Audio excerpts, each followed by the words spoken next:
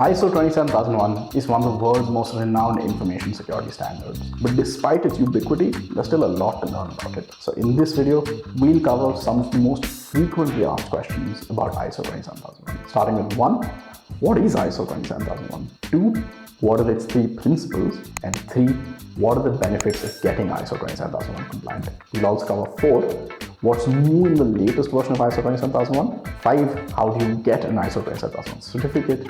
And 6, how much does ISO 27001 cost? We've also added timestamps to each question so you can skip ahead directly to what interests you. Sprinto helps hundreds of customers get ISO 27001 compliant every year, empowering companies to meet both their business and security goals. Towards the end of the video, we'll also cover how companies just like yours reduce their cost and time required for ISO 27001 by up to 80%. So let's start. ISO 27001 is one of several standards in the ISO 27000 series, all of which revolve around how organizations should handle information security. ISO 27001 provides a framework to help organizations of any size or any industry to protect their information in a systematic and cost-effective way by the adoption of what's known as an ISMS, or an Information Security Management System. The series was published by the International Organization for Standardization, ISO, in partnership with the International Electrotechnical Commission, IEC, which is the reason it's also sometimes called the ISO IEC 27000 series. ISO 27001 includes details for documentation, management responsibility, internal audits, continual improvement, and corrective and preventive action. Divided into 4 sections and 93 controls, an ISO 27001 certification shows an organization's commitment to protecting their critical data assets and complying with applicable laws and regulations. After a successful certification by an independent third-party body, your ISO 27001 certificate is valid for 3 years with a yearly evaluation of your ISMS. So then, what are the 3 principles of ISO 27001? The 3 principles of ISO 27001: confidentiality, integrity, and availability. Let's dive into them. Confidentiality means only authorized people have the right to access certain information. Integrity means that only authorized people can change the information, and availability means that this information must be accessible to the authorized people whenever it is needed. Staying true to these 3 principles allows companies to protect their most valuable information against external attacks and common internal threats. This makes ISO 27001 exceedingly important in a world of constant cyber attacks and a growing threat landscape. This neatly brings us on to our next point. What are the benefits of ISO 27001? There's various business and non-business benefits of ISO 27001. The first benefit is increased sales. As organizations grow wary of data vulnerabilities and attacks, compliance becomes table stakes in sales conversations. A vendor with a good and proactive security can not only close deals faster, but also close more deals, period, against their non-compliant rivals. ISO 27001 helps with this by being a globally accepted data protection standard. Better security is the second benefit. There are several advantages of security, like lower risk factors and better protection against threats, but security, courtesy of an ISO 27001 certificate, also has several indirect advantages, like lower costs, better processes, and improved customer retention via better customer trust. Compliance with legal requirements is the third benefit. As cyber attacks have ramped up against businesses, governments across the world have laid down guidelines and frameworks to protect their citizens. What may have started with GDPR has quickly turned into an avalanche of laws, regulations, and contractual requirements related to information security placed by governments across the world. Most internet businesses are global companies, as such need a globally accepted compliance to help them adhere to all these requirements, not just for today, but for tomorrow and the day after as well. And ISO 27001 is just that. All of these benefits have made ISO 27001 the fastest growing certification in the world, cementing its place as the de facto standard for information security management system certification. And in order to help organizations up to date, ISO updated ISO 27001 in 2022, its third major revision since the standard was introduced in 2005. So, what's new in ISO 27001 2022? For an in-depth breakdown of the changes in the 2022 version, click the button in the top right corner. Here's the headlines. The 14 sections in the 2013 version have now been reduced to 4, and the 114 controls have been reduced to 93. It is important to note though that no controls from the 2013 version were deleted. The reduction from 114 to 93 was a result of merging and renaming existing ones.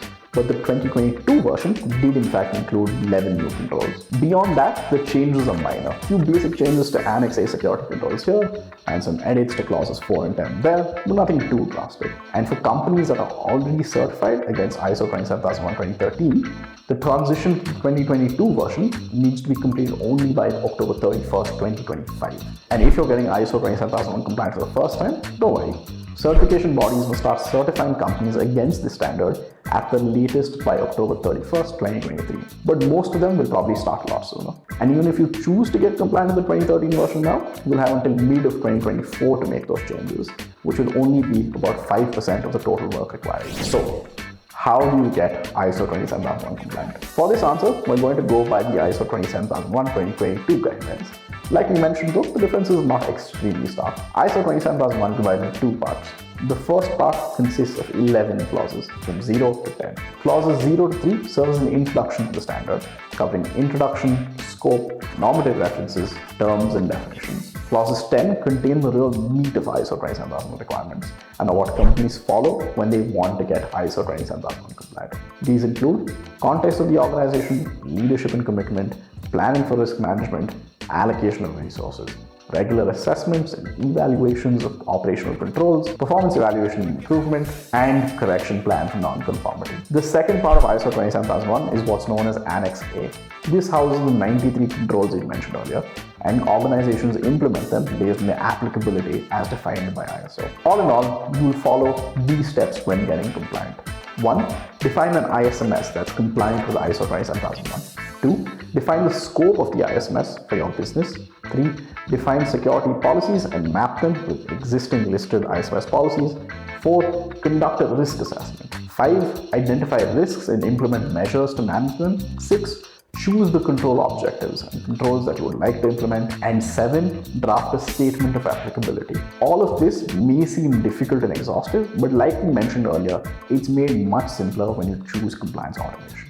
Which brings us to the elephant in the room. How much does ISO 27001 certification cost?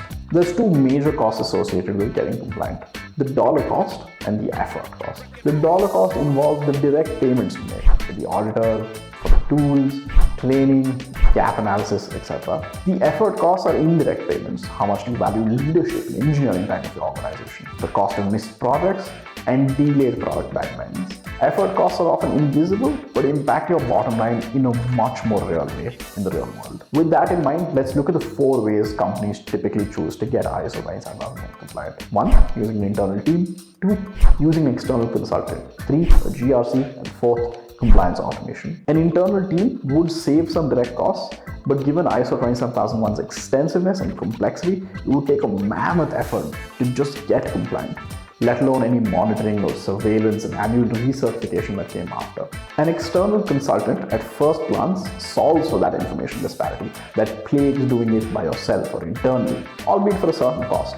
But it's important to remember that you're still doing a lot of the heavy lifting by yourself, with no actual guarantee that you'll achieve compliance. GRC tools plot out a roadmap for getting compliant, and even better, provide companies with reporting and tools to stay compliant. But GRC tools are typically built for large enterprise companies and are therefore prohibitively expensive and inflexible. Which brings us finally to compliance automation. Compliance automation gives you the best of both worlds, offering low direct costs and minimal effort costs. While implementation time for doing it either internally or using a consultant or even a GRC would take between 3 to 5 months, compliance automation tools like Sprinto take just 14 days. And instead of the typical $30,000 to $60,000 it would take to get ISO 27000 compliant the other ways, you can get ISO 27000 compliant with Sprinto for as little as $10,000. What's more, if you're an early stage startup, you can get access to even better deals thanks to Sprinto's Ignite program. Find out how you can save 80% of your cost, time and effort when getting ISO 27001 compliant